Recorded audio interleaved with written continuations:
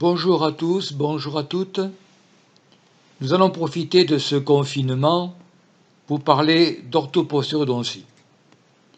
C'est un nouveau paradigme qui fait intervenir la notion de globalité et de système, alors que nous avons été éduqués dans une notion de cause locale et de symptômes. J'ai profité de cette épidémie de coronavirus pour vous parler de l'importance du terrain. Et j'ai repris cette phrase qui est attribuée d'ailleurs injustement à Pasteur: le microbe n'est rien, le terrain est tout. Je voudrais que nous passions 7h30 à montrer en fait comment un dentiste peut améliorer ou peut participer à l'amélioration du terrain chez un patient.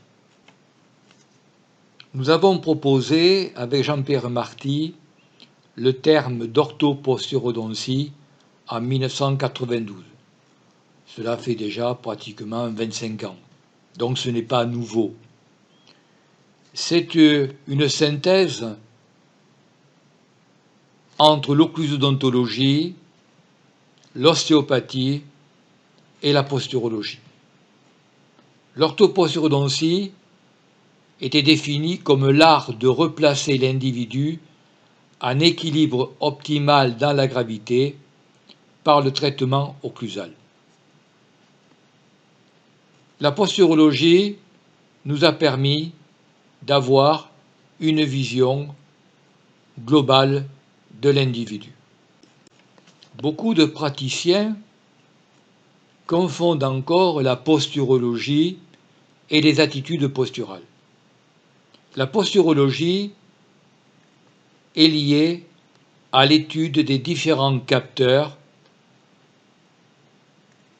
qui vont régler la posture.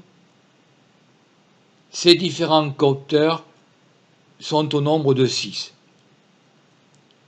On a d'abord les capteurs céphaliques, au nombre de 3, qui sont l'oreille interne, l'œil et ce que j'appelle le système mandibulo-spinal, c'est-à-dire l'occlusion. Nous avons ensuite le capteur podal, et puis on peut distinguer le système musculo-squelettique dans son intégrité et le système viscéral. C'est donc un système avec plusieurs variables qui va demander à ce que tous ces capteurs travaillent ensemble. Et on va appeler un syndrome de déficience posturale un asynchronisme d'information de ces différents capteurs. Certains capteurs seront perturbés, ils ne vont pas travailler dans la même harmonie et ils vont entraîner des asymétries posturales, des asymétries toniques posturales. Et l'art du posturologue, eh bien, ça va être de traiter ces asymétries posturales afin de ramener l'individu, on peut dire, droit dans la gravité. Voilà en fait le principe de base de la posturologie. Alors, je vais vous donner quelques chiffres qui doivent d'abord vous faire réfléchir.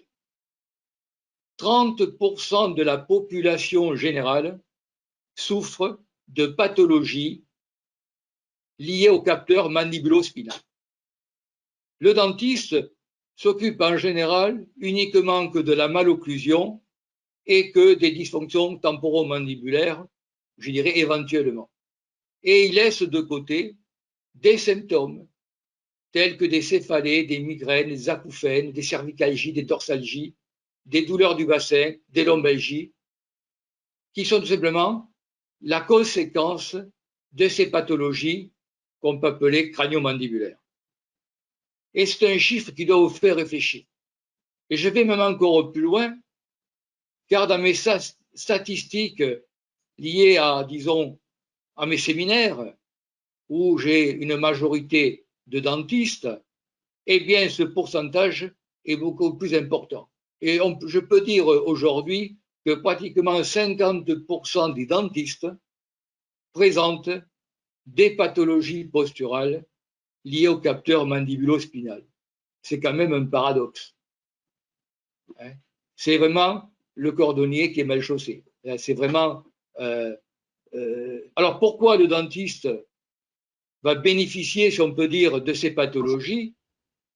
C'est parce que on peut dire que c'est un système qui est soumis au stress, car le métier de dentiste est stressant, il faut le reconnaître. Ensuite, c'est un métier sédentaire, c'est un métier où on est assis, et Dieu sait si la position assise est vraiment une aggravation de la posture. Tous ces éléments font donc que le dentiste sera très souvent touché par ces pathologies.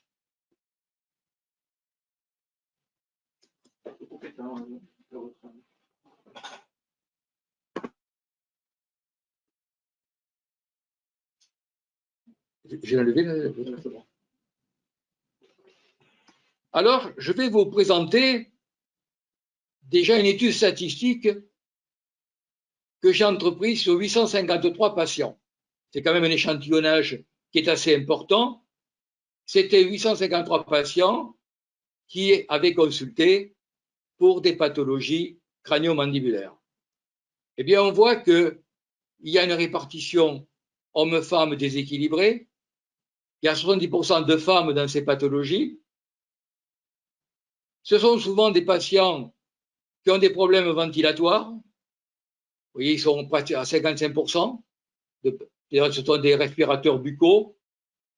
Et on voit aussi l'incidence de la classe squelettique. La classe squelettique 2 offre, la rétromandibulie offre là aussi on pourrait dire un nid pour ces pathologies crânio-mandibulaires. Mais il faut voir aussi quand même, et vous le voyez dans ce fromage ici, eh bien que 32% des patients étaient en classe 1 squelettique. Donc vous voyez que même si on est en classe 1 squelettique, eh bien on peut présenter des pathologies crânio-mandibulaires. Ça montre bien que l'organisation occlusale n'est pas le seul critère à observer. Il y a aussi un autre élément que je n'ai pas mis dans cette présentation, c'est l'âge. L'âge moyen des malades eh bien, est à peu près de 44 ans. Donc, si vous voulez, si on faisait un tableau du patient moyen, eh bien, ce serait une femme en classe 2, âgée de 44 ans. Voilà à peu près les critères qui vont augmenter la pathologie chez les patients.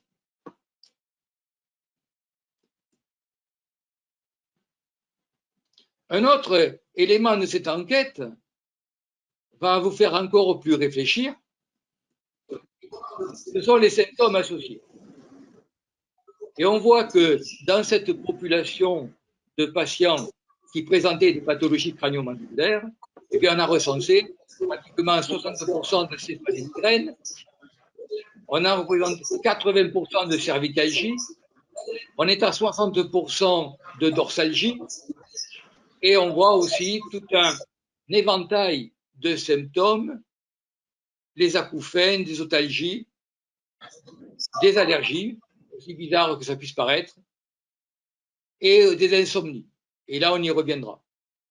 Donc, on voit qu'il y a tout un tas de symptômes associés à ces pathologies crânio-mandibulaires. Et l'erreur de la médecine d'aujourd'hui a été de traiter le symptôme comme une maladie. Nous sommes des systémiques et nous considérons que le symptôme est tout simplement un signal d'alerte d'un dysfonctionnement d'un système. Dès qu'un système ne fonctionne pas, est perturbé pour différentes causes, pour différents capteurs, eh bien, il va émettre des symptômes. Et on voit là aussi que parfois même, enlever le symptôme sans traiter la cause peut être grave pour le système. Prendre des médicaments répétés peut-être va favoriser l'absence de la douleur, mais la pathologie sera toujours présente et ira de plus en plus profondément. C'est ça qu'il faut comprendre.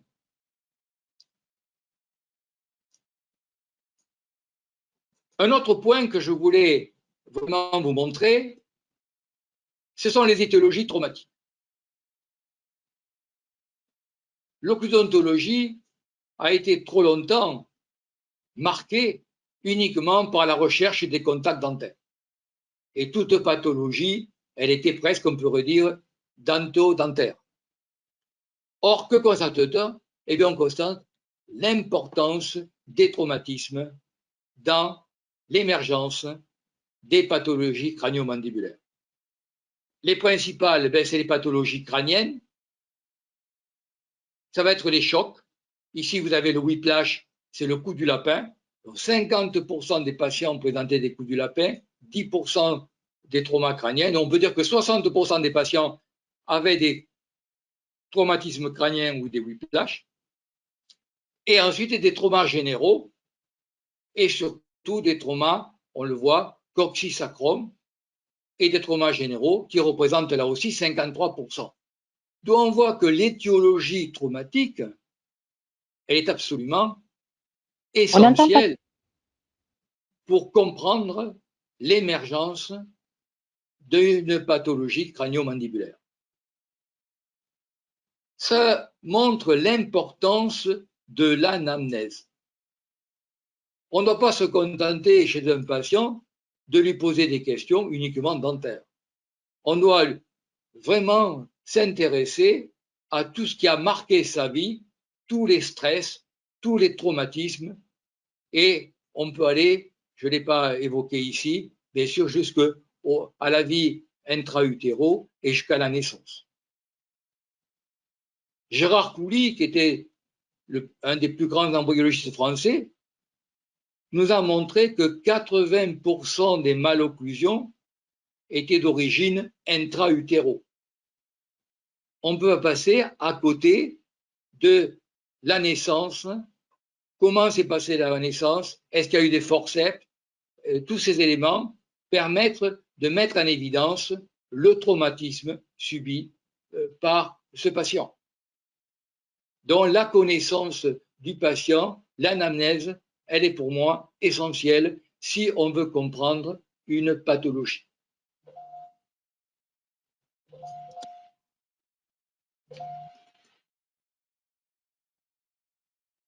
Alors, quel est le vecteur de tout cela? Eh bien, le vecteur, c'est le trijumeau. Le trijumeau, c'est vraiment un des nerfs les moins bien connus, on peut dire par le corps médical, et malheureusement aussi par les dentistes. Car c'est ce trijumeau qui va véhiculer aussi bien les informations dentaires que les informations crânio-mandibulaires ou que les informations systémiques, c'est-à-dire de toute la région tête et cou. Et d'ailleurs, aujourd'hui, nous parlons plus de dysfonction trigéminale plus que de dysfonction occlusale. Puisqu'encore une fois, on peut avoir des dysfonctions occlusales ou des pathologies occlusales avec des occlusions parfaites. Il suffit que ce patient ait eu des chocs crâniens pour présenter par la suite ces problèmes. Et c'est, je crois, un peu l'essentiel de ma communication aujourd'hui, c'est de vous faire comprendre, vous les dentistes, sur quoi vous travaillez. En fait, je me suis rendu compte que les dentistes avaient essayé d'améliorer leurs connaissances uniquement d'une manière technique ou technologique, par accroissement des techniques, imagerie 3D, vous avez les empreintes 3D, vous avez toutes les aides optiques, vous avez aujourd'hui les lasers, vous avez tout un tas on peut dire, de découvertes scientifiques, d'appareillages nouveaux qui valorisent, gratifient votre exercice. Mais quel est le problème? Le problème, c'est que à côté de cette technologie de l'an 2020, vous continuez à fonctionner avec des connaissances scientifiques, des connaissances souvent neurologiques, des connaissances embryologiques, des connaissances physiologiques qui datent des années 60. Et vous allez voir au cours de mon entretien, quand je dis les années 60, j'essaie d'être gentil avec vous.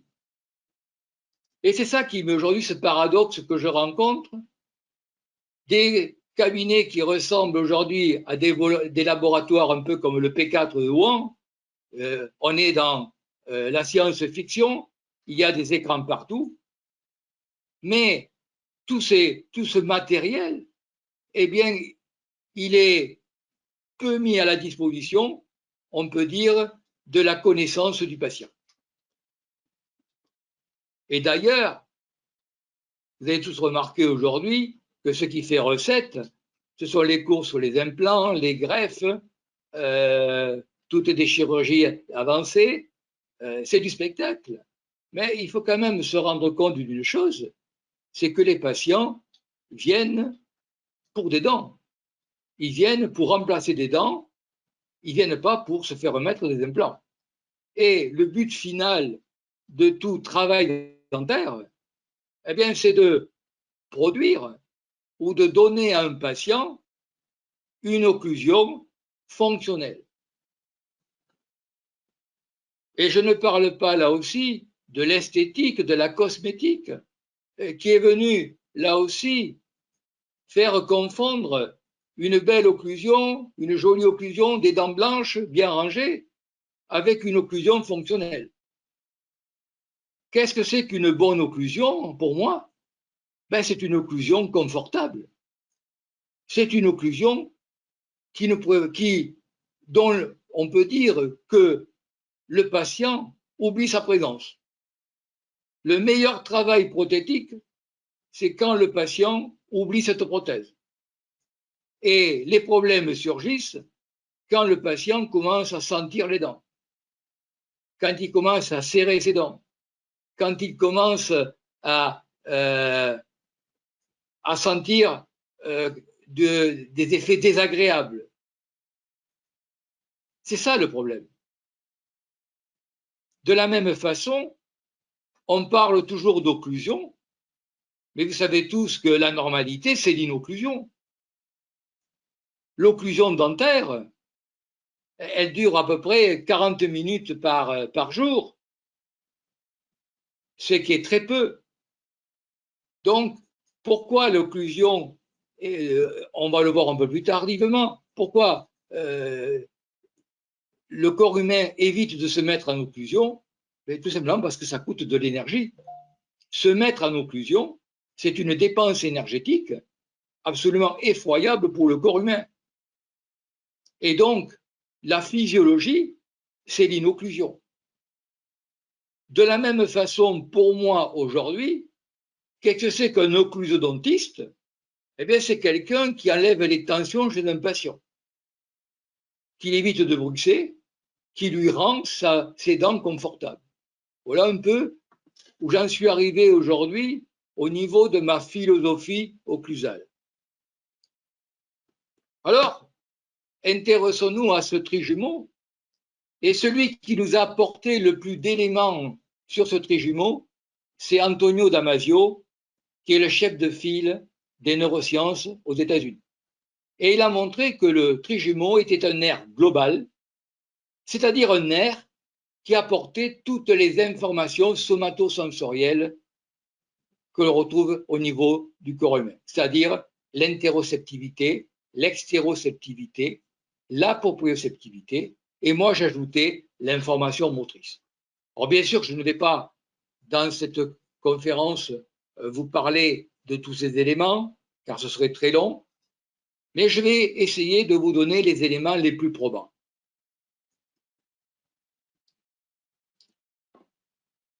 D'abord, le trijumeau, il est très mal connu, car pour la majorité des gens, il débute après les ganglions de Gasser. Or, la branche 5.1, la branche ophtalmique, a des grands rapports avec l'œil. Or, vous savez que l'œil est le capteur principal de la posture, d'où beaucoup d'interréactions. Le 5.2, c'est le maxillaire supérieur avec ses relations avec le sinus.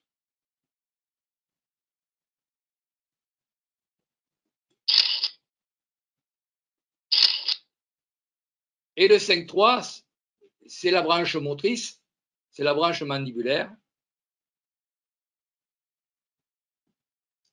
Mais le trijumeau, il débute bien avant le ganglion de Gasser et il a un trajet crânien hyper important car c'est le trijumeau qui va innerver les durmères crâniens, les méninges. Or, vous savez que les méninges jouent un rôle très important dans le concept ostéopathique en tant que membrane de tension réciproque et c'est elle qui gère les tensions crâniennes. Donc, on voit déjà l'importance de ce trijumeau lorsqu'il va y avoir des tensions crâniennes. Car en effet, tout est fait dans le corps humain pour protéger le cerveau. Et bien, quand ce cerveau aura des tensions crâniennes importantes, un processus physiologique va se mettre en place, c'est ce que vous appelez le bruxisme. Par cette contraction, si vous voulez, des différents muscles, on va organiser une décompression crânienne et un échappement de tension. Donc, ça veut dire que le bruxisme, il est tout simplement le résultat d'une tension chez les patients.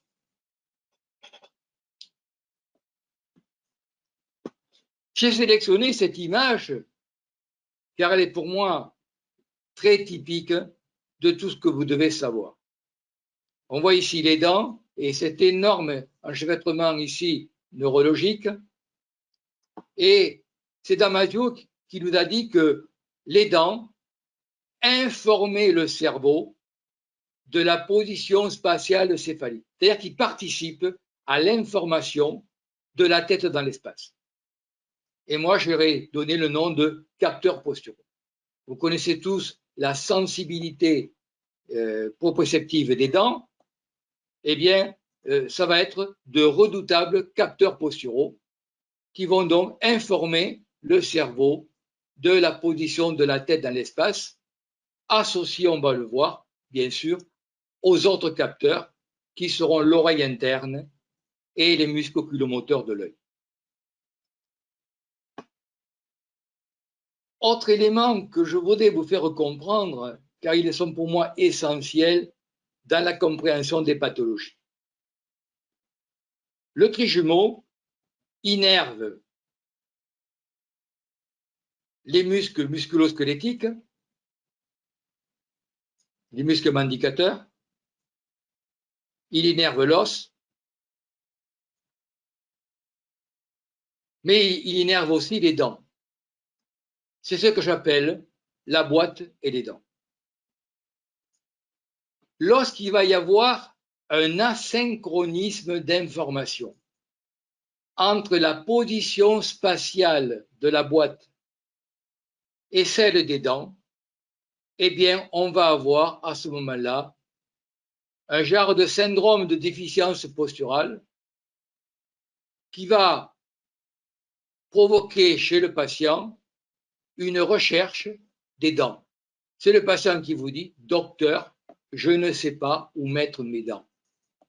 Et ceci vous explique ces errements, ces mouvements que peuvent chercher parfois des patients.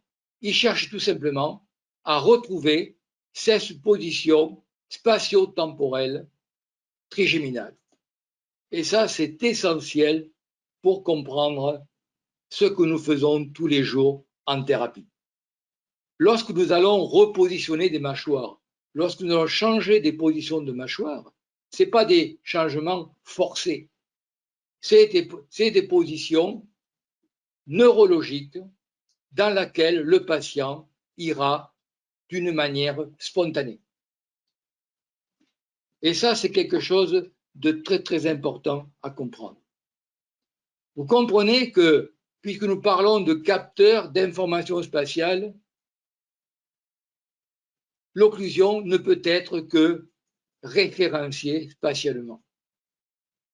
D'où l'obligation d'avoir des moyens, des instruments qui nous permettent de référencier notre occlusion par rapport à des points crâniens, par rapport à des plans crâniens. Et ceci sera bien sûr le travail de l'arc facial et de l'articulateur. L'arc facial et l'articulateur nous permettront de reproduire spatialement une occlusion. C'est pour moi les éléments primordiaux aujourd'hui. Et j'ai le regret de vous dire que pour le moment, toutes les solutions numériques que vous avez de cinématique articulaire ou occlusale, que ce soit CEREC ou autre, n'ont pas ce repérage crânien. Car le plan de référence que nous allons choisir, le plan de Francfort, est un plan que vous connaissez, mais c'est en fait le plan tout simplement visio-labyrinthique, c'est-à-dire l'axe du regard et les otolithes labyrinthiques. On a de la chance, nous les dentistes, d'avoir à notre disposition ce plan d'orientation spatiale qui va nous permettre ainsi de référencer nos prothèses, de référencer nos occlusions.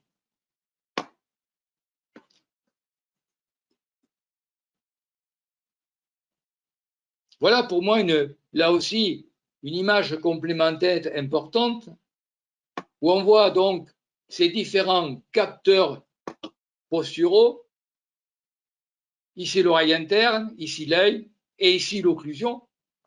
Et vous comprenez très bien, pour que ces capteurs fonctionnent en synergie, eh bien, il faut qu'ils aient le même référentiel. Eh bien, le référentiel de l'homme debout, c'est la verticale et l'horizontale. C'est ce dispositif orthogonal qui permet ainsi un référentiel universel à ces différents capteurs. Et bien sûr, on retrouvera cette organisation au niveau du pied, puisque nous aurons ensuite un axe œil-pied avec cette vision globale de l'individu. Quand on sait aujourd'hui qu'à peu près 10% des dentistes utilisent des articulateurs, on voit qu'il nous reste un grand travail à faire au niveau de notre référentiel prothétique. Il faut penser absolument fonction. Il faut arrêter de penser toujours esthétique. Et vous verrez que lorsqu'il y a une bonne fonction, en général, il y a un bon esthétique. Ça va ensemble.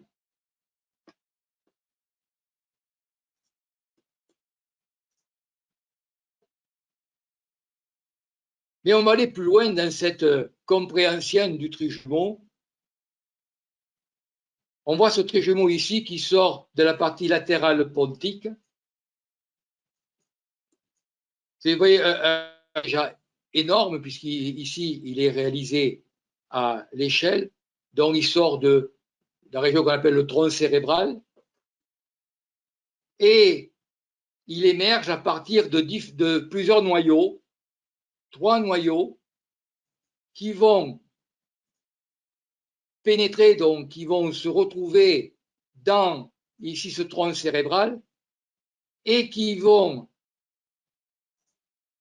organiser et qui vont communiquer avec une région très importante de ce tronc cérébral qu'on appelle la formation réticulée. Et ce trijumeau ici va rentrer en relation avec, en particulier, le locus coeruleus, qui est le centre noradrénergique du corps humain. Et nous allons voir dans quelques minutes l'importance, mais il va rentrer aussi en relation avec ici un noyau qui s'appelle le tractus solitarius, et c'est un noyau dont on parle beaucoup aujourd'hui. C'est le centre cardio-respiratoire du corps humain. Le rythme respiratoire et la ventilation est lié à ce tractus solitarius. Et on connaît aujourd'hui aussi un réflexe qu'on appelle trigémino-cardiaque qui peut créer des infarctus du myocarde. Donc, car qu'est-ce que c'est que la formation réticulée? Eh bien, c'est la région qui va organiser toute notre vie inconsciente, toute notre vie de relation. Les neurosciences ont là aussi péché en s'occupant, en s'intéressant beaucoup trop au cortex, qui était l'élément, on peut dire, l'intelligence et la conscience. Ça a toujours fasciné les gens. Mais on avait considéré le tronc cérébral et cette formation réticulée un peu comme une deuxième zone, tout ce qui est sous-cortical. En fait, aujourd'hui, on est en train de faire un peu marche arrière, et surtout grâce à Antonio Damasio, en montrant que c'est cette formation réticulée, ce tronc cérébral, qui est responsable de l'homéostasie et qui est responsable aussi de tous nos sentiments. Grâce à ces noyaux, par exemple ici le PAJ ou ici les noyaux ici parabrachiales. Ce sont des noyaux qui vont intervenir dans les sensations de tristesse, au contraire de plaisir, tout ce aussi qui va être nociceptif, la douleur, tout ça va être relayé par ces différents noyaux de la formation réticulée. On sait aujourd'hui que 95% de nos actions quotidiennes sont automatiques et donc fonctionnent grâce à la formation réticulée, grâce à ce cerveau inconscient. Et vous voyez que c'est là qu'on comprend que des pathologies trigéminales, eh bien, elles vont perturber ces systèmes. D'autant plus que, on va le voir maintenant, ce trijumeau va être en contact avec un noyau très important qui est le locus coeruleus. Ici, c'est une autre image qui vous montre ces différents noyaux du trijumeau et vous comprenez bien sûr déjà l'importance des coups du lapin, l'importance des chocs crâniens qui vont créer des irritations de ces noyaux avec des douleurs rapportées qui iront au niveau du masséter ou à tous les muscles, si vous voulez, que vous connaissez. Donc là aussi, on voit que très souvent, eh bien, l'entrée du problème, de la pathologie, elle était à distance. Et d'où l'importance du facteur traumatique.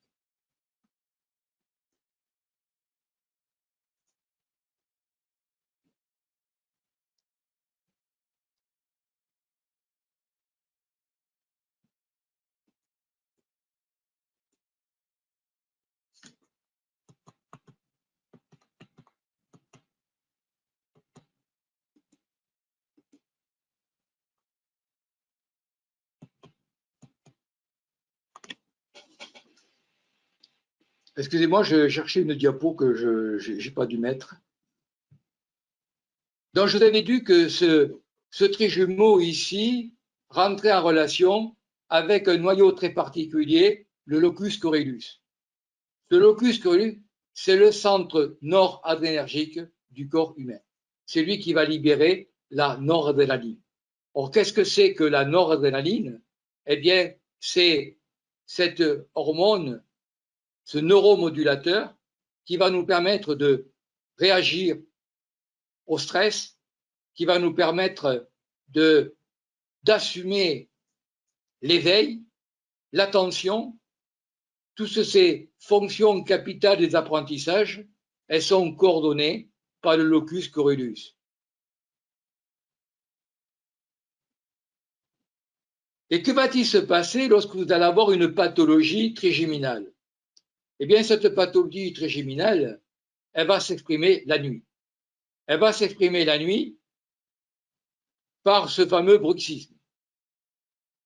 Car pendant le sommeil, le patient va serrer ses dents, car les seuls muscles actifs pendant le sommeil, eh bien, c'est les muscles mandicateurs et les muscles oculomoteurs.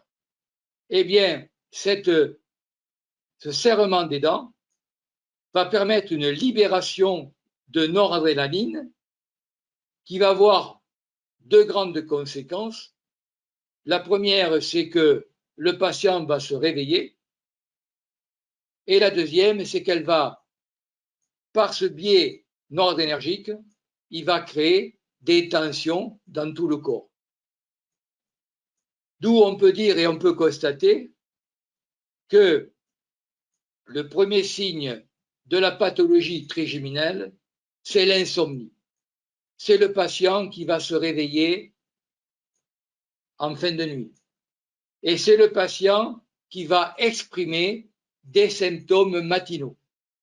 Tout ce qui va être symptômes matinaux, c'est-à-dire les maux de tête au lever du lit ou en fin de nuit, les sensations de verrouillage, les cervicalgies, les dorsalgies en se levant, et après ça va un peu mieux pendant la journée. Eh bien, tous ces symptômes matinaux, eh bien, ils sont d'origine trigéminaux. A contrario, les pathologies dites posturales, liées au capteur podal ou au capteur oculaire, seront des pathologies vespérales, cet après-midi ou de fin de journée. Donc, ça, c'est magnifique pour un clinicien. Il pourra, par la symptomatologie matinale, déjà appréhender chez ce patient, eh bien, des pathologies trigéminales.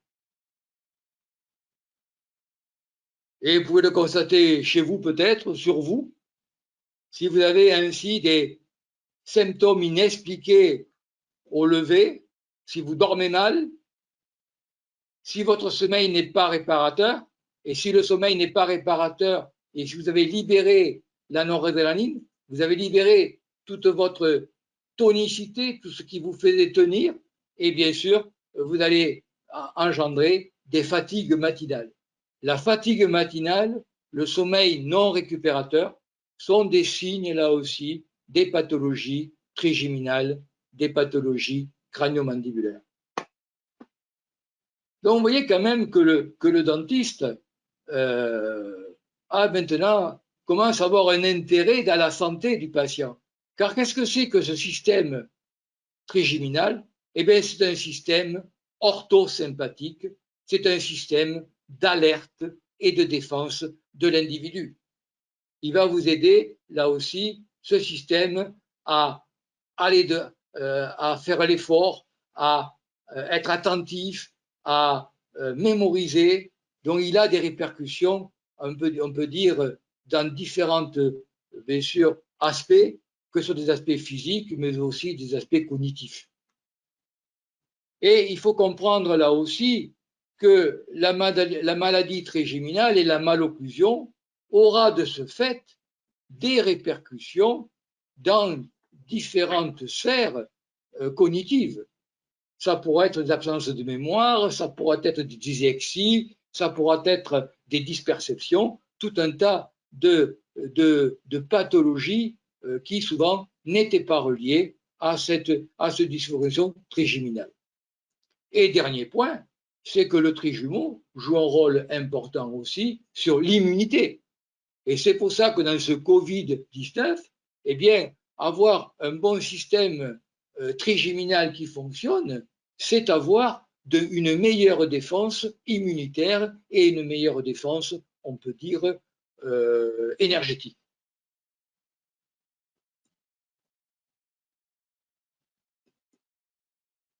Je vous signale rapidement, et vous ne l'avez pas sur vos polycopes, le nerf facial. Je vais aller très vite sur le nerf facial. C'est un nerf que j'ai étudié depuis 4-5 ans. Eh bien, le nerf facial, c'est un nerf parasympathique. Ça va être le pendant du nerf trijumeau, et c'est lui qui va nous permettre de comprendre, on peut dire, le travail des gouttières et différents fonctionnements de nos thérapies. Donc, autant le trijumeau, il est orthosympathique, c'est-à-dire qu'il va être l'accélérateur, autant le 7, le facial, il est parasympathique, c'est lui qui va fonctionner, si vous voulez, dans un mode un peu de repos, de maintien de l'énergie. Et la preuve de ceci, eh bien, vous allez le voir, c'est toutes les relations qu'il y a entre les différents nerfs 5 et 7 au niveau des rameaux ophtalmiques, temporomalaires, sous-orbitaires, des nerfs pétreux auriculo-temporales, et au niveau ici d'une partie très très bizarre qui est la corde du tympan. Et pourquoi je vous parle beaucoup de la corde du tympan? Parce que c'est elle qui donne le goût, et c'est elle qui va poser la gueusie qu'on rencontre dans le Covid-19. C'est pour ça que j'avais mis l'hypothèse au début que le Covid créait tout simplement une pathologie parasympathique. Il crée, si vous voulez, un choc parasympathique qui, de ce fait, diminue les défenses immunitaires et, de ce fait, est la porte ouverte à des surinfections ou à d'autres infections. Vous voyez que, quand même, la connaissance de ces différents nerfs crâniens est assez importante pour comprendre le fonctionnement des patients. Alors, j'ai insisté un peu lourdement dans ce côté neurologique parce qu'il me paraissait essentiel pour comprendre vraiment la suite et l'importance de toute la serre orale chez un patient.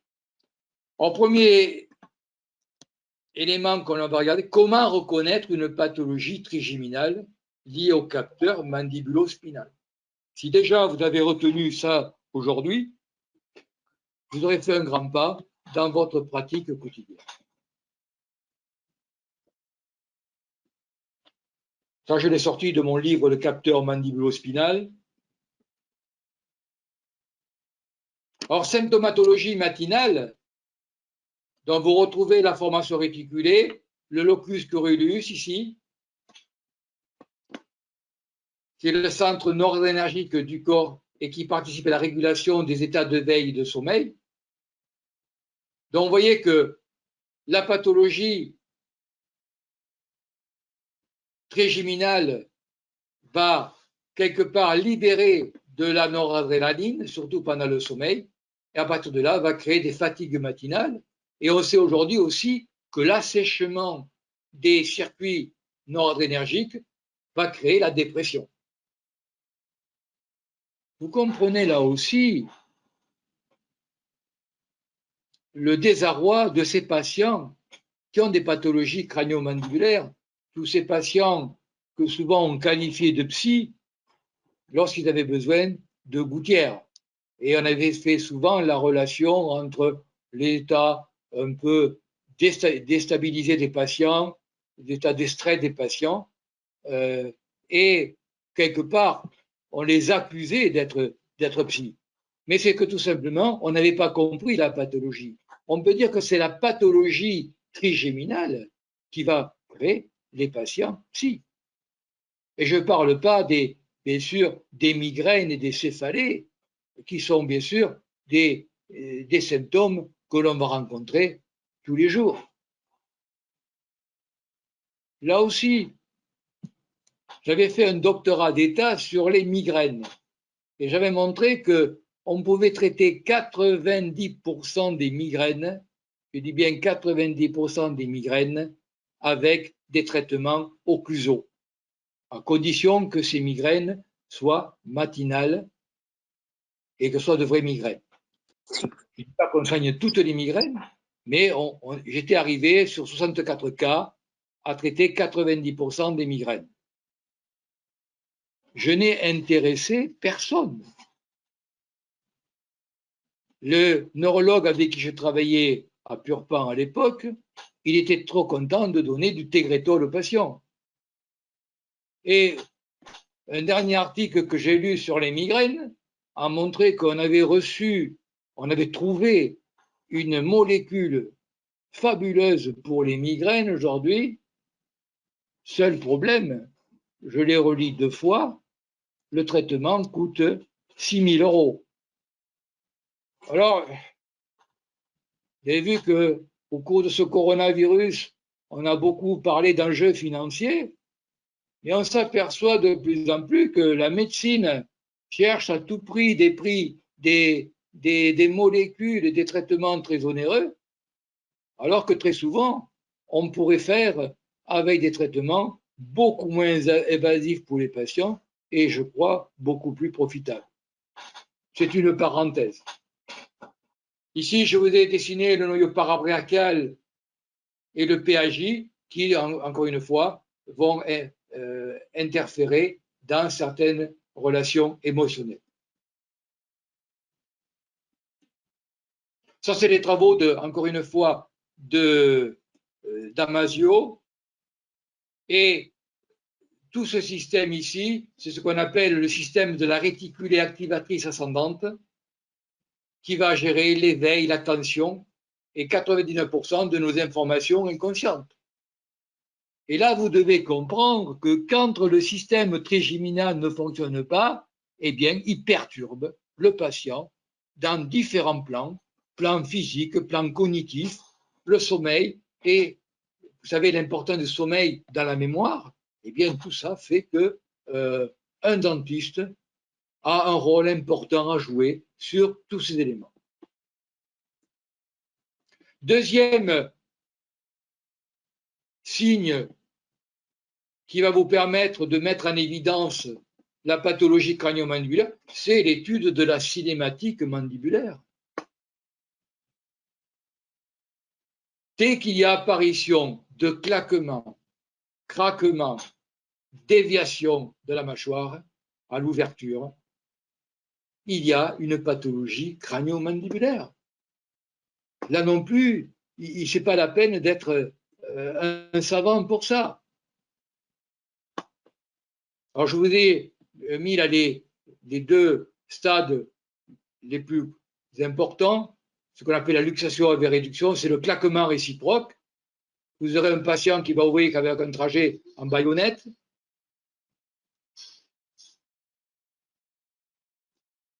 Et puis, vous aurez le patient de stade 3, qui est la luxation sans réduction, avec apparition de limitation de l'ouverture, qui sera bien sûr plus facile à voir. Mais ce que je veux vous faire voir, c'est que ce sont des cas faciles à traiter, et il est inadmissible d'entendre dire des dentistes encore aujourd'hui, « Oh, c'est rien, ça passera ». Non, ça ne passe pas. Ça peut s'améliorer un peu en ouverture, mais il restera toujours la pathologie si vous ne traitez pas. Ensuite, nous avons à la disposition des tests toniques comparatifs que nous avons mis au point. Ce sont des tests qui peuvent se faire le patient habillé. Ce sont des tests qu'on pourrait comparer à des tests kinésiologiques qui nous permettent de mettre en évidence la pathologie du système crânien. Pourquoi les tests d'extenseurs? Vous savez que les extenseurs sont les muscles qui nous permettent de tenir debout dans la gravité. Eh bien, les muscles manducateurs sont des muscles extenseurs. Donc là, tout simplement, on va demander au patient d'essayer de résister Et dès qu'il perd l'état d'inocclusion, hein, dès qu'il perd la résistance, vous pouvez dire que vous avez une pathologie homolatérale à cette perte de tonicité. Et en général une pathologie occlusale ou ATM. Donc c'est un test hyper facile que j'ai recommandé aux coachs sportifs ou à d'autres, bien sûr, thérapeutes, mais qui vous permet là aussi de mettre en évidence la pathologie crânio-mandibulaire du patient. Deuxième test que nous faisons aussi, c'est le rotateur des bras, bouche ouverte et bouche fermée, qui va vous permettre d'analyser la réponse du patient. Et dès qu'il y aura une malocclusion, ce test des rotateurs bouche fermée va s'effondrer et il mettra en évidence la malocclusion du côté, bien sûr, le plus faible. Ce test prendra d'autant plus d'importance qu'on pourra le faire ensuite avec une occlusion rectifiée, avec des gouttières,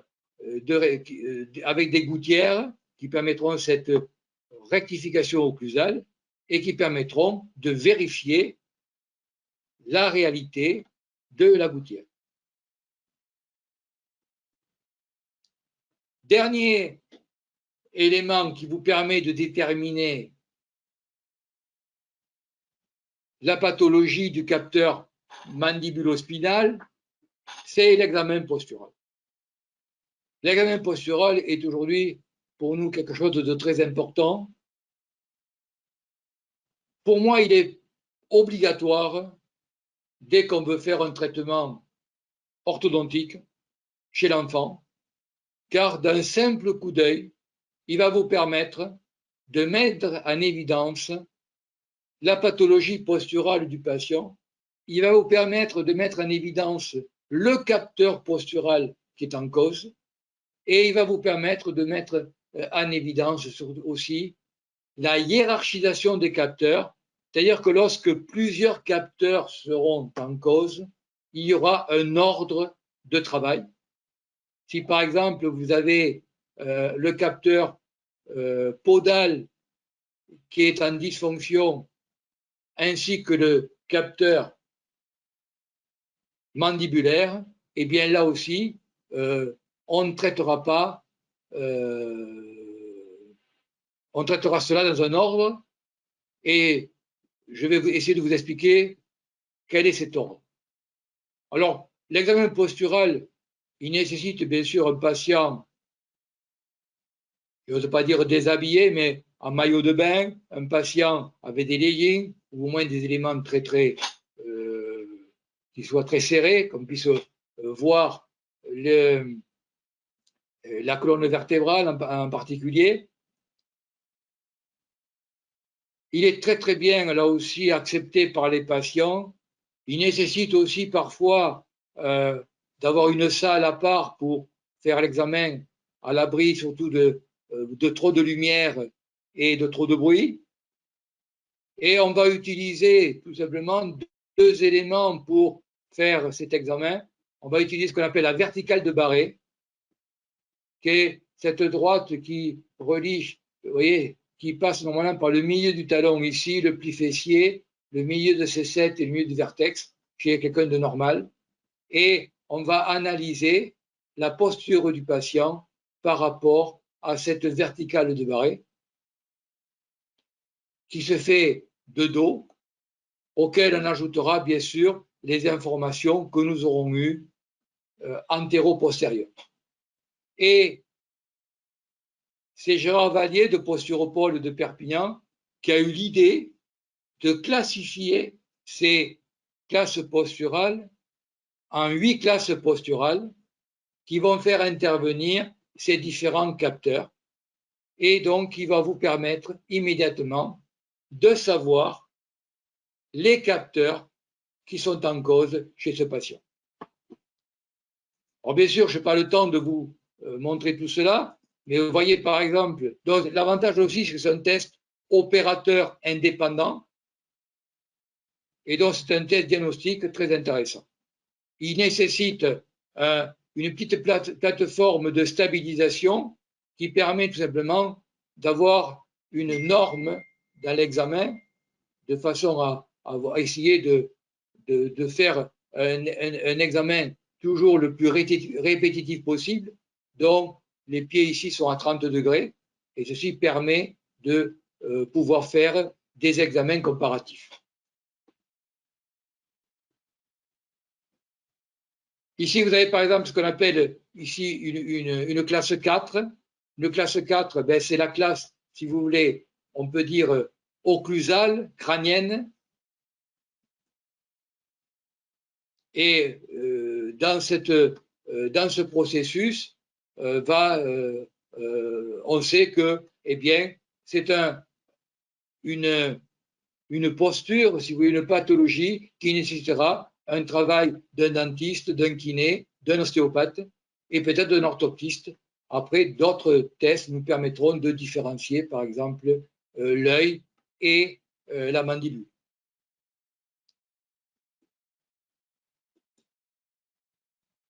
Autre classe, c'est la classe 8, c'est quelqu'un qui est toujours en torsion.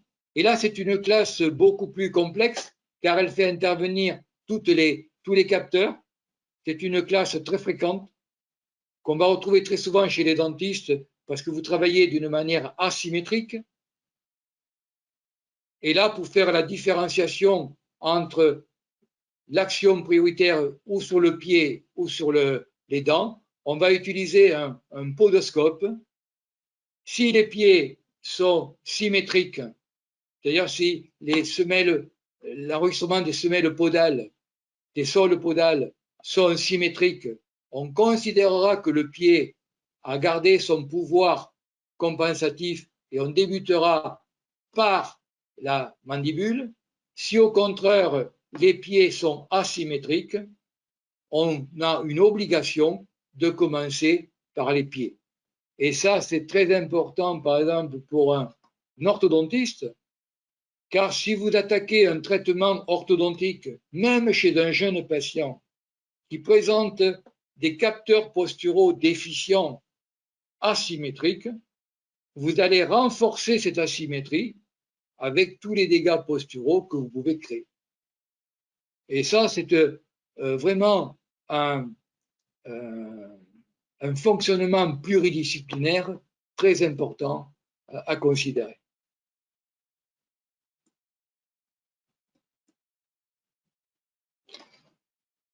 Alors, quelles sont les erreurs fondamentales de notre profession? Je vais être assez méchant avec les dentistes et je vais rejoindre ce que je vous ai dit tout à l'heure, c'est que vous présentez ce paradoxe d'avoir des méthodes de diagnostic qui datent des années 50 associées à une technologie ultra pointue et ultra moderne.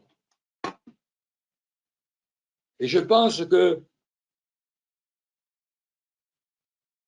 avec un peu plus de travail, en remettant vos acquis sur la table, en essayant, j'espère, que ce confinement vous permettra de repenser à tout ça et de repenser à ce que vous faites tous les jours.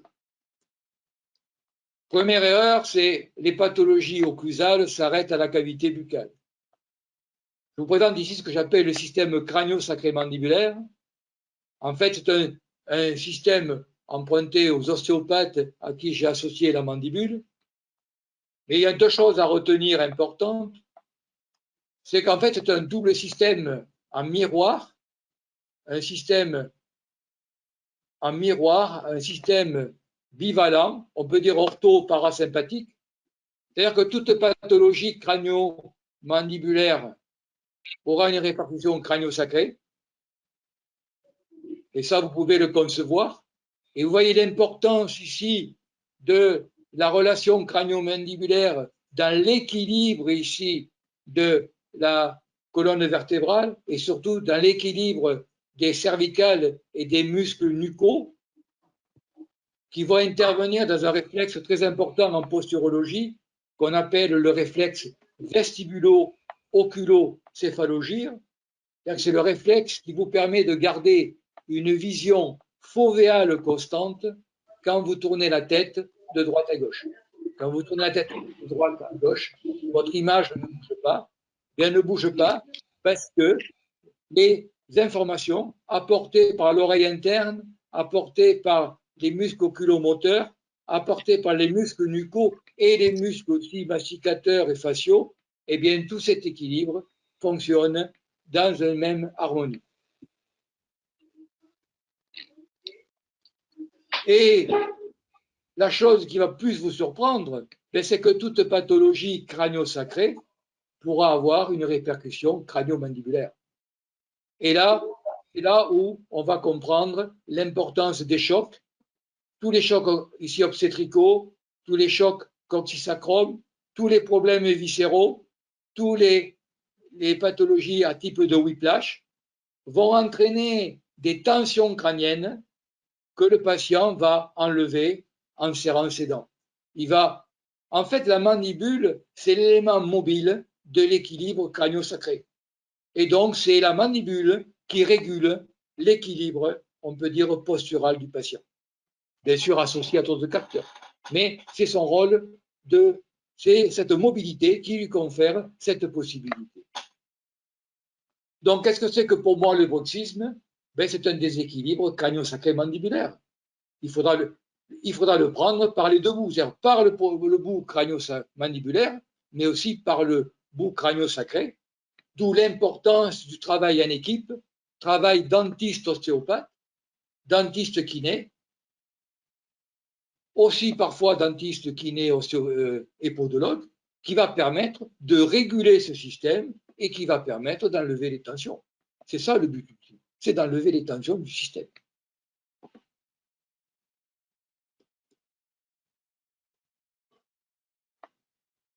Autre erreur qui me fait toujours bondir, c'est le muscle, le spasme. À l'époque, toute l'occluso était basée sur le spasme, masséter ou autre. Quel est le problème? C'est qu'un spasme musculaire n'a jamais été une cause, c'est un effet. Vous avez compris tout à l'heure que lorsqu'il y aura une irritation des noyaux trijumeaux, eh bien vous aurez des répercussions à distance et des spasmes musculaires à distance. Donc le spasme n'est pas, si vous voulez, un élément pour moi clinique intéressant. D'ailleurs, je palpe rarement mes patients au niveau musculaire. Autre chose aussi, c'est que le cerveau ne connaît pas ce que c'est qu'un muscle, mais il ne connaît que le mouvement. Et je n'ai pas le temps d'insister, mais pour nous, ce qui est important, c'est le mouvement, c'est l'homme debout, c'est la ventilation orale, mais la ventilation nasodiaphragmatique, mais de l'homme debout. C'est tout ça qui fait que, si vous voulez, cet élément fonctionne. Toujours dans le mouvement. Toutes les rééducations doivent être faites dans le mouvement. Aujourd'hui, on fait des rééducations proprioceptives avec des enfants sur des BODU en déséquilibre. On les donne avec des cibles, avec des lasers pour travailler sur des cibles de façon à travailler la proprioceptivité, la proprioception de ces patients. Et ceci permet aussi de travailler l'ensemble des capteurs. Une rééducation, même si c'est une rééducation linguale, elle ne doit pas se faire uniquement sur la langue, elle doit se faire sur les différents capteurs, bien sûr, qui composent l'individu.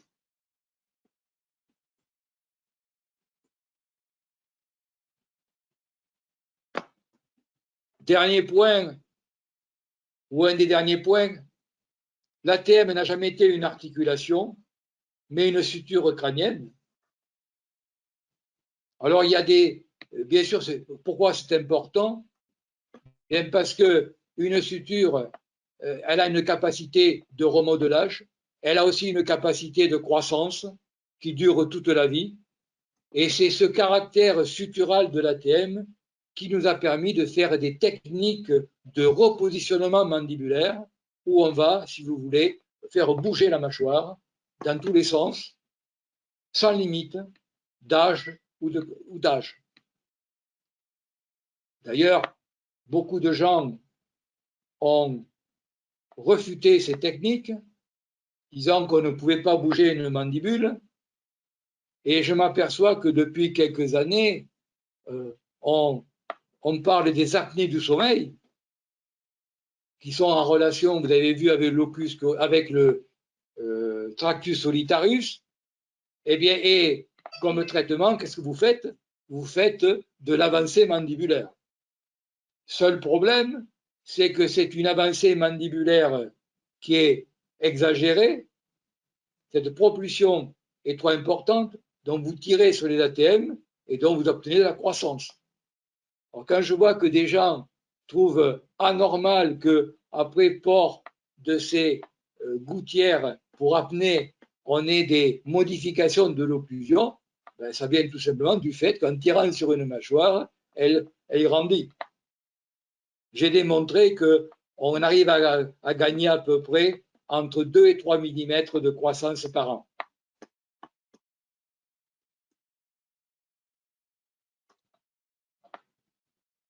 Un autre point où je veux vraiment vous bousculer, parce qu'il est à la base de tellement d'erreurs cliniques, c'est le dogme de la relation centrée.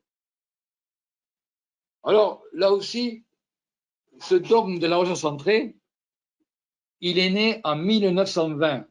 Donc, vous voyez, c'est pas nouveau. Il est né au départ d'un besoin thérapeutique. Ça signifie quoi? C'est la position terminale articulaire physiologique. Et tous les mots sont importants. C'était la position la plus rétrusive permise par l'ATM, mais d'une manière physiologique, sans douleur.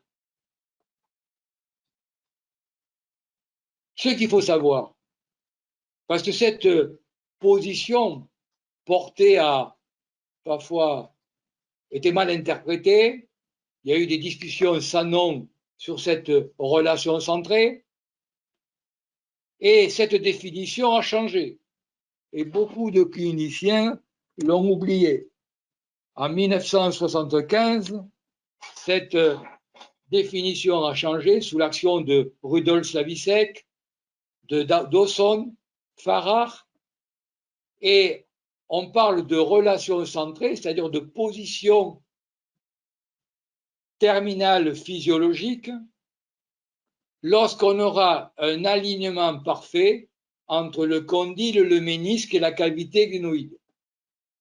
Le ménisque devient le point, l'élément clé de cette notion de relation centrée. Ça signifie quoi? Ben, ça signifie que tant que le ménisque est en place et que l'ATM est physiologique, vous pouvez avoir, si vous voulez, une relation centrée, une position terminale physiologique. En revanche, dès qu'il y a un problème articulaire, dès qu'il y a un déplacement antérieur du ménisque, c'est-à-dire dans les stades 2 ou 3 que je vous ai présentés tout à l'heure, il n'y a plus de relation centrée possible. Nous sommes dans ce qu'on appelle des positions pathologiques postérieures, et le travail d'un dentiste va être de retrouver une position thérapeutique articulaire.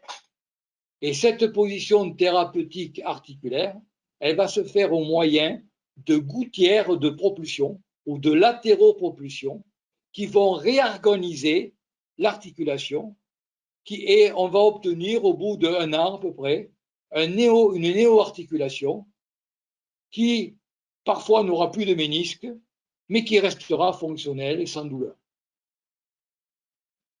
Je peux en parler tout à fait tranquillement, puisque j'ai à mon actif aujourd'hui à peu près 3000 gouttières,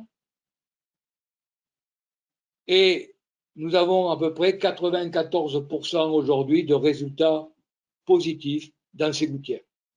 Donc, l'avancée mandibulaire, ce n'est pas un mythe. La réorganisation articulaire, ce n'est pas un mythe, mais ça va à l'encontre de ce dogme qu'ont encore les dentistes qui disent « je monte en relation centrée, je le mets en relation centrée ». Pourquoi pas, mais à condition que la relation centrée soit physiologique. Et ça, c'est vraiment la plus grosse erreur que l'on voit encore aujourd'hui. Et bien sûr, je vais vous montrer un ou deux cas cliniques pour essayer de vous faire comprendre vers quoi on va en thérapie. Alors, comment traiter?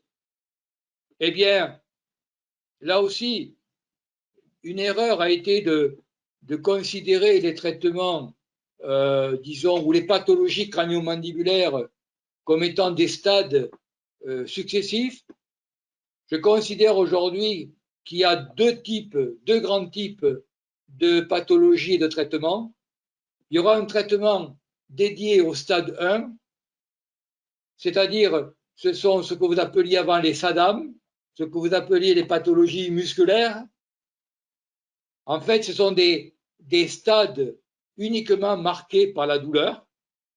Il n'y a pas d'altération de la cinématique articulaire. Seule la douleur est là. Et ces stades 1 sont les stades les plus compliqués à traiter. Et on est obligé pour ça d'utiliser une genre de boîte à outils où nous aurons différentes solutions thérapeutiques qui passeront par de l'ostéopathie, qui passeront par de la prothèse quand il manquera les dents, par des meulages lorsqu'il y aura des prématurités ou des vraiment trop importantes, par de l'orthodontie si on a des crossbites ou si on a des classes 2 par exemple, qui peut passer par de l'hypnose, qui peut passer par parfois la dépose de prothèses jugées trop électrogalvaniques, par le traitement d'infections focales. Donc, vous voyez tout un tas de solutions thérapeutiques par des gouttières, par des plans rétro-incisifs, c'est le seul cas où on peut les utiliser, par des plans de surélévation. Ça peut être aussi une hypothèse, par exemple dans le cas d'un patient bruxoman, mais qui n'a pas encore, elle est dans le musée, mais qui n'a pas, qui a perdu de la DV, mais qui n'a pas son ATM, qui a son ATM encore très saine. Mais ces stades 1, on peut aussi les traiter par des gouttières de reposition mandibulaire, des gouttières d'avancée mandibulaire. Et on fera cela lorsque les classes, par exemple, lorsqu'on aura des classes 2 avec des symptômes matinaux, ou lorsqu'on aura des latéraux positionnements mandibulaires, c'est-à-dire des latérognathies, des latéraux positionnements de la mandibule, qui sont bien sûr absolument terribles pour l'équilibre postural. Et dans les cas de pathologie cervicale aussi, le whiplash, on utilisera donc là aussi ces gouttières de reposition mandibulaire. Donc vous voyez que le stade 1, c'est le stade qui pourrait paraître le plus simple parce qu'il n'y a que la douleur, mais c'est en fait le cas le plus compliqué parce qu'il faut réfléchir, parce qu'il y a plusieurs options qui peuvent se présenter et c'est le stade où on a le plus d'échecs. Les échecs, on les rencontre en général au stade 1 et ensuite les stades 2, 3, 4, ce qu'on appelle les pathologies ménisco-condyliennes, seront toutes traitées par des gouttières de reposition mandibulaire. Et en fait, ces gouttières sont assez faciles à faire, ces traitements sont assez faciles à faire. Ils vont faire appel à des éléments posturaux pour trouver les positions occlusales des patients, pour trouver les positions articulaires des patients. Ils font aussi appel à des notions ostéopathiques, mais ce sont des techniques que nous avons aujourd'hui très très bien travaillées, que nous avons très bien individualisées et qui nous apportent des résultats extraordinaires. Alors je sais que cette heure de discours, surtout dans ces conditions qui sont pénibles pour vous, elles sont pénibles pour moi aussi parce que parler une heure devant un écran, c'est compliqué, on n'a pas le retour de la salle, donc on n'a pas ce côté, si vous voulez, amical, ce côté convivial et ce côté réactif surtout de la salle. Et c'est vrai qu'au bout d'une heure et demie, en parlant devant un écran, on arrive, si vous voulez, à un peu à à se demander ce que l'on fait ici. Alors, les cas cliniques vont permettre de visualiser tout ça, de vous montrer quel est notre travail de tous les jours. Donc, j'ai pris comme exemple un patient de 67 ans qui vient consulter pour des édentements et pour des douleurs temporomandibulaires gauche avec claquement méniscal. Et il présente des cervicalgies, des dorsalgies récurrentes, bilatérales, avec une prédominance à gauche. De toute manière, ce n'est pas la peine de faire beaucoup d'études. Si un patient a un édentement postérieur d'un côté, il a automatiquement une asymétrie posturale du même côté avec des douleurs du même côté.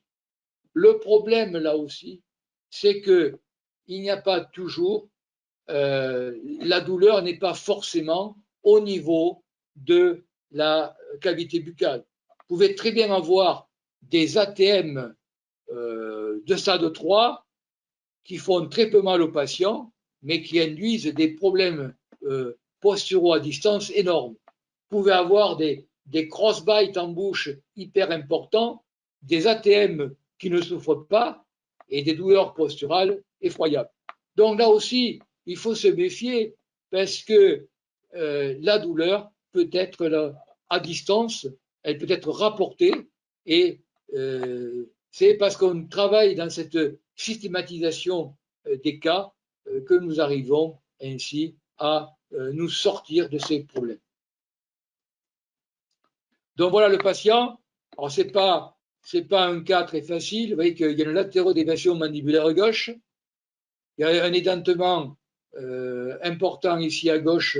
Je pense qu'il y a 2 prémolaires et molaires ici. Ici, il a un bridge extension d'une dent. Le dentiste ici a ajouté une dent en extension. Alors, je sais que pour beaucoup, qu'est-ce que vous feriez? Je pense que vous n'irez pas mettre des implants ici pour dans l'état occlusal de ce patient.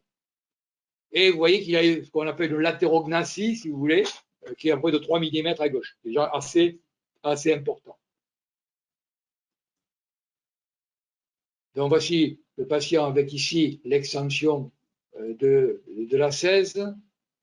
Et ici, vous voyez, il manque des prémolaires molaires de ce côté, donc il manque 24, 25, 26, 27. Voilà la panoramique, hein, vous voyez bien donc le problème général. Alors, comment va-t-on sortir de ce cas? Eh bien, là aussi, d'une manière très simple, on va utiliser des gouttières de repositionnement antérieures. Ça sera des gouttières de repositionnement antéro-latéraux, c'est-à-dire qu'on va renormaliser la position de la mâchoire. Ça, c'est les tracés axiographiques. Parce que rapidement, on voit qu'il y a un claquement méniscal ici de 3 mm à gauche. Donc voilà comment on a organisé ce patient. On y a fait une gouttière à 0 mm ici, 3 mm ici, qui a ramené le patient dans une normoposition. Ce n'est pas les dents qu'on regarde, mais ce sont les freins, ici, les freins mandibulaires. Ici. Car pour moi, il y a une double organisation au niveau postural. Il y a l'organisation musculo-squelettique, la boîte, mais qui est prioritaire sur l'organisation dentaire. Il y a d'abord la boîte et puis les dents. Vous ne pouvez pas organiser une occlusion physiologique ou fonctionnelle si vous n'avez pas rétabli les critères crânio-mandibulaires, les critères de la boîte. Et ça, c'est vraiment fondamental. Ensuite, c'est de... Alors, oui, je dois ici vous dire une chose, c'est que dans ce cas, on a fait un petit appareil maxillaire ici pour retrouver des contacts. C'est un appareil aussi en résine blanche comme ça, qui est plus ce sont des boudins en résine qui permettent vraiment d'avoir des contacts, bien sûr, molaires postérieurs, c'est important. Ensuite, on fait 2 sinus lifts. J'ai eu la chance de travailler avec Pascal Valentini à Corté. Donc, là aussi, je ne suis pas contre la technique, mais encore une fois, l'implant, je trouve que c'est facile à faire des implants. Avec, lorsque vous avez fait une quarantaine, une cinquantaine d'implants, ben, vous commencez à connaître votre travail. Il y aura bien sûr des moments plus difficiles que d'autres, mais c'est répétitif. Et ce n'est pas la phase essentielle. Le patient, il est venu pour des dents. Il n'est pas venu pour des implants. Donc, ce qui va être important, c'est comment vous organisez les dents. Donc, voici 4 implants Astra. Et maintenant, la gouttière, elle est portée, dans ce cas, elle était portée 1 an, entre que la cicatrisation du sinus, etc. Normalement, les gouttières sont portées 4 mois à peu près, guère plus. On essaie là aussi de rendre cette phase la moins longue pour les patients. Et une fois qu'on a réalisé cette gouttière, qui bien sûr a été réalisée grâce à des tests posturaux, grâce là aussi à des éléments posturaux, nous sommes sûrs que ce patient, dans cette position, il est bien posturalement, il est bien occlusalement, et maintenant on passe à des phases tout à fait classiques de travail occlusal. Alors, je me suis amusé dans ce cas, voilà comment nous nous retrouvons, à faire différentes techniques, des bridges vissés, des bridges scellés, et j'utilise beaucoup des onlets collés, sans préparation des dents, et j'utilise beaucoup les composites antérieurs, les composites. En général, les secteurs postérieurs sont réalisés par onlets composites, et les secteurs antérieurs sont réalisés par des composites faits directement en bouche. Je n'ai pas le temps de présenter ces techniques, mais là, c'est pour que vous compreniez le principe. Donc voilà les phases prothétiques. Ensuite, on retrouve de la place. L'avantage de ces techniques, c'est qu'on retrouve toujours de la DVO postérieure, qui est très important, car c'est elle qui cale ici. Ensuite, ici, on a, vous voyez, allongé les dents avec des composites. Ici, ça va être aussi des onlets collés qu'on va utiliser. Et ici, on va allonger les dents mandibulaires. Ici, on va faire des composites, des onlets ici, qui vont nous permettre aussi de faire disparaître ces plaques. Vous voyez, on se retrouve dans une position déjà beaucoup plus élégante et très stable. Alors, vous me croirez ou vous ne me croirez pas, c'est un cas qui avait 5 ans, il n'a jamais cassé un composite. Là aussi, dès que des dents cassent, dès que des dents se décollent, c'est qu'il y a un problème d'instabilité occlusale. Ce n'est pas la colle qui fait tenir les dents, c'est l'équilibre crânio-mandibulaire. Et la majorité de nos cas sont terminés en bout à bout, puisque nous propulsons énormément les patients pour des raisons d'ATM. Et ces occlusions en bout à bout sont d'une stabilité remarquable et permettent aussi d'enlever toutes les douleurs posturales et autres. Vous savez, nous avons des cas aujourd'hui à plus de 20 ans, donc on a des stabilités remarquables, je ne dis pas sur 20 ans, mais on a très peu de rectification de ces travaux. De toute manière, si vous êtes dans la mauvaise position, vous avez vos facettes, vos collages, qui se décollent dans les 15 jours, 3 semaines, un mois. Et là, vous savez très rapidement que vous êtes en échec. Et ça m'est arrivé, bien sûr, d'avoir des cas de décollement et être obligé de retrouver une position stable. Donc voici l'occlusion.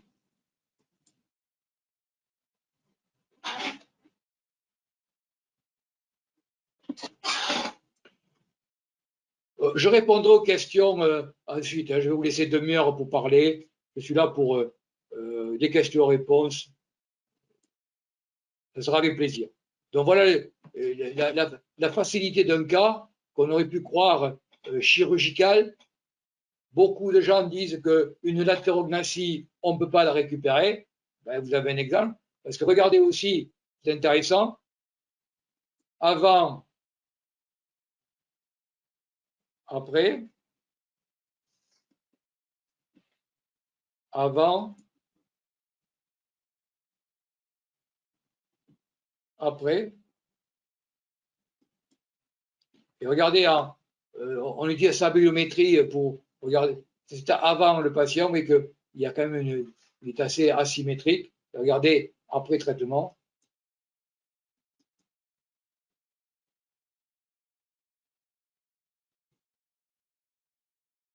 La notion que je veux surtout vous montrer, c'est que d'une part, rien n'est fixe, tout est en mouvement. Le mythe de la relation centrée est un mythe qui a trop duré. Si vous parlez de relation centrée en tant que position terminale articulaire physiologique, ok, mais dès que nous avons une pathologie articulaire, il n'y a plus de centré possible, vous devez retrouver une nouvelle position thérapeutique crânienne des patients. Dernier cas, c'est un petit clin d'œil que je veux vous livrer pour vous montrer ce que l'on peut traiter. C'est un patient à la retraite qui reprend le golf après 26 ans d'arrêt de golf. Apparition d'un blocage sur l'auriculaire gauche au niveau de la première phalange. Mais il avait un accident de moto, donc il a dit bon, c'est le golf. J'ai recommencé. 4 ou 5 jours après, blocage dorso-lombaire en apprenant à sa petite fille à monter à vélo. Qu'est-ce qu'on accuse là aussi? Ben, le golf. Donc, beaucoup de médecins auraient dit quoi? Ben, écoutez, ne faites plus de golf. Hein. Vous êtes vieux maintenant. Et ce patient, c'est moi. Ce patient, c'est moi. Et puis, il est arrivé ceci quelques jours après. D'abord, on fait traitement ostéopathique. Et plus de douleur après 48 heures. Alors là aussi, blocage du dos. Ce blocage avait aussi correspondu à la retraite, contrôle fiscal aussi, qui en général vient après les retraites. Mais nouveau symptôme qui arrive vraiment quelques jours, la semaine suivante, 3 jours après, douleur matinale au niveau du pied droit, avec difficulté à poser le pied au sol et à marcher. Ce pied avait été fracturé en jouant au foot, mais vraiment une douleur très très importante au saut du lit, plus pouvoir poser le pied. Et puis, ça s'améliorait, mais il restait quand même un peu de douleur, mais amélioration nette à la marche.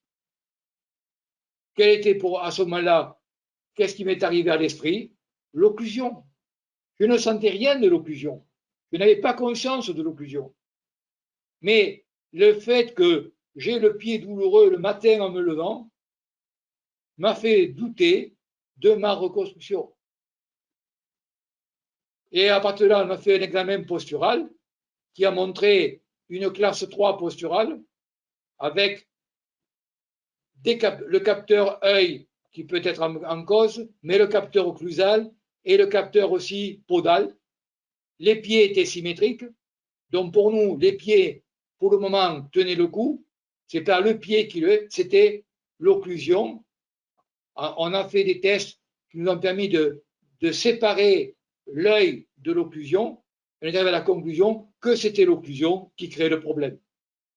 Et donc, qu'est-ce que nous avons fait? Eh bien, voici le montage en articulateur de mes dents. J'avais été, en fait, traité 7 ou 8 ans avant par un traitement d'avancée mandibulaire, porter une gouttière à 2,2. On m'avait propulsé la mâchoire, on m'avait fait des onlets, ici, et on fait des facettes. Donc, on m'avait avancé la mâchoire, sauf que j'avais perdu le contact ici entre les canines prémolaires, ici, et ici, et donc, de ce fait, ma mâchoire repartait en arrière. Je repartais en arrière. Donc, qu'est-ce qu'on a fait là? on a fait deux onlets, des onlets ici, qui ont remis du contact. Automatiquement, la mâchoire est repartie en avant. J'ai restabilisé tout ça. Immédiatement, disparition de la douleur sur le pied droit, retour à une marche normale, reprise du golf sans problème. Et depuis 2 ans, je fais du golf. Je n'ai jamais eu un problème postural.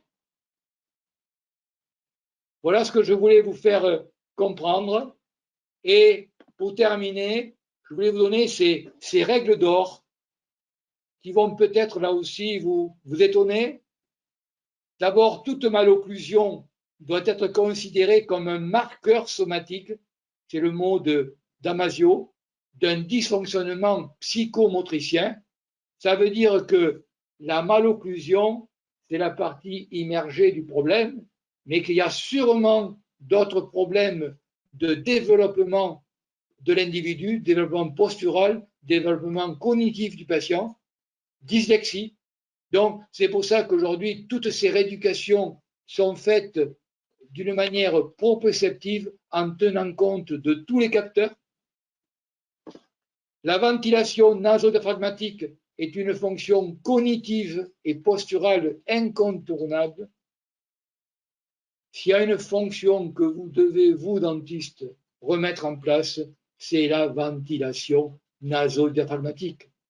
Elle a des actions énormes. C'est le climatiseur du cerveau. Elle refroidit le cerveau de 1,4 degré et elle permet l'effort cognitif. Elle permet le maintien d'une tête droite. Donc, il ne peut pas y avoir de posture équilibrée s'il y a une respiration buccale. Et personne n'a parlé des respirateurs buccaux dans le corona, dans notre Covid-19. J'aimerais bien savoir comment les respirateurs buccaux se sont sortis de cette rééducation respiratoire, de tous ces problèmes. Donc là aussi, le retour à une respiration nasodiaphragmatique est quelque chose d'important à proposer aux patients. Ce n'est pas le nombre de dents que l'on traite qui est important, mais l'état du système sur lequel on travaille. Vous pouvez faire uniquement une couronne, ou faire uniquement un implant, mais si vous faites cette couronne ou cet implant dans un système déséquilibré postural ou crânio-mandibulaire, vous allez déclencher des douleurs. C'est le patient qui va vous dire « Docteur, depuis que vous m'avez fait cet implant, je suis mal. » Alors souvent, on accuse le métal. Alors, il y a toutes les discussions avec les énergéticiens, alors que très souvent, c'est tout simplement un système qui était déjà en déséquilibre postural important, et le seul fait d'avoir fait l'implant, d'avoir fait ouvrir la bouche, l'anesthésie, le stress, fait que le patient bascule. Et en lui remettant une gouttière et un nouvel équilibre crânio-mandibulaire et postural, eh bien, ce sont des patients qui n'ont plus jamais de problème avec leur implant. Dans toute reconstruction, une prise en compte globale posturale doit être préconisée. Pensez globalement, agissez localement. Ça, c'est vraiment essentiel. Tout traitement ODF doit débuter par un bilan postural. Tout traitement crânio-mandibulaire doit inclure un traitement postural. On ne peut pas tout traiter sans l'aide d'équipes pluridisciplinaires. Alors, vous savez, je me suis demandé pourquoi les dentistes, les universités, les conseils de l'ordre, l'ADF, tous ceux qui nous commandent, tous ceux qui pensent pour nous, ont toujours refusé cette vue globale. Eh bien, avec l'âge aujourd'hui, je pense qu'il y a 2 éléments. D'abord, les dentistes ne veulent pas partager le pouvoir. Pensez à un chirurgien universitaire qui va être jugé par un ostéopathe ou par un podologue, c'est pour lui inacceptable. Donc, on s'enferme, on s'enferme. Et deuxième point, c'est la peur des responsabilités. Parce que d'accord, vous allez pouvoir traiter des pathologies posturales, mais vous pourrez aussi créer des pathologies posturales si vos prothèses ou si vos traitements ne sont pas corrects. Donc, vous pouvez être responsable de certains déficits posturaux et vous risquez d'être obligé de refaire des prothèses dont on voit l'impact financier, l'impact d'ego, tout ça fait que, je pense, on recule devant cette vision globaliste, même si elle est intéressante pour le patient. Je pense que d'une manière peut-être sournoise, égoïste, eh bien, parfois, on se refuse à entrer dans cette vision globale, holistique des patients. Voilà, je vous remercie de votre écoute. S'il y a des gens qui veulent aller plus loin, bon, vous savez que nous faisons des niveaux 1, 2, 3. Le niveau 1, c'est un niveau de 2 jours où on revoit tous ces éléments, bien sûr, d'une manière beaucoup plus détaillée, avec tous les différents tests. Alors, ce niveau 1, on va le faire, j'espère, à Amiens le 19 et 20 septembre, à Clermont-Ferrand le 26-27, Bordeaux le 10 et 11, et Paris le 17 et 18. Et puis, il y a des niveaux 2 et un niveau 3, qui sont des niveaux uniquement pratiques et réservés uniquement aux dentistes. Alors que les niveaux 1 sont pluridisciplinaires et réservés, bien sûr, à l'ensemble du monde médical. Si vous avez des questions à me poser, des histoires de patients à parler, je répondrai bien sûr à vos emails. Et puis, si vous le voulez bien maintenant, on va passer à des questions-réponses. Je suis tout oui. Merci beaucoup.